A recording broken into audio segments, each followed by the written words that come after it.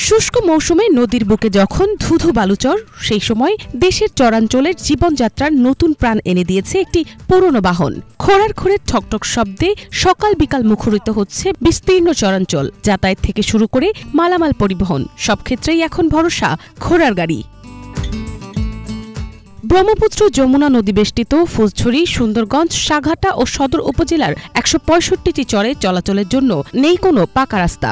বর্ষায় নৌকা আর শুকনো মৌসুমে পায়ে হাঁটাই ভরসা। একসময় মাইলের পর মাইল বালুময় পথে হাঁটতে হাঁটতে কৃষিপণ্য ঘাড়ে বয়ে নিতে হতো বাজারে, কিন্তু পরিস্থিতি বদলে দিয়েছে ঘোড়ার গাড়ি। এসব চরে এখন প্রায় ৫ শতাধিক ঘোড়ার গাড়ি নিয়মিত চলাচল করছে। কৃষিপণ্য জমি থেকে উঠিয়ে নদীর ঘাটে কিংবা উপজেলা বাজারে পৌঁছে দিচ্ছে স্বল্প খরচে। সব জায়গায় যেতে পারে না, এর কারণে ঘোড়া গাড়িতে সুবিধা। এই ঘোড়া গাড়ি থাকাতে আমাদের মাল মাথাতে ডর লাগে না, থেকে দুটো যাক খুব শান্তি জগতেই বসবাস করা যায়, মোটামুটি খুবই ভালো। ঘোড়া গাড়ি না থাকলে আমাদের খুব কষ্ট হতো।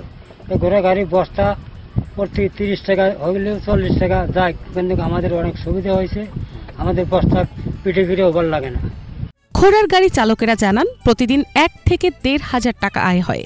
ঘোড়ার খাবার ও পরিচর্যায় ব্যয় হয় ২০০ থেকে ৩০০ টাকা, বাকিটা চলে যায় সংসারের খরচে।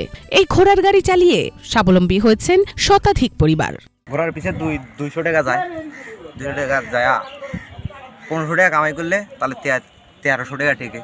এখন মনে হয় যে শুকনো মাস এখন আলহামদুলিল্লাহ মোটামুটি ভালোই কামাই হচ্ছে। আমাদের এই ফুলছড়ি হাটে বিভিন্ন চর অঞ্চল থেকে বর্ষার সময় নৌকা এসে তারা হাটুরে হাট করে, কিন্তু নদীর নাব্যতা এবং বন্যা যখন শুকিয়ে যায় তখন এই অঞ্চলগুলো মরুভূমিতে পরিণত হয় বালুচরে, সেইখানে ঘোড়ার গাড়ি চলে।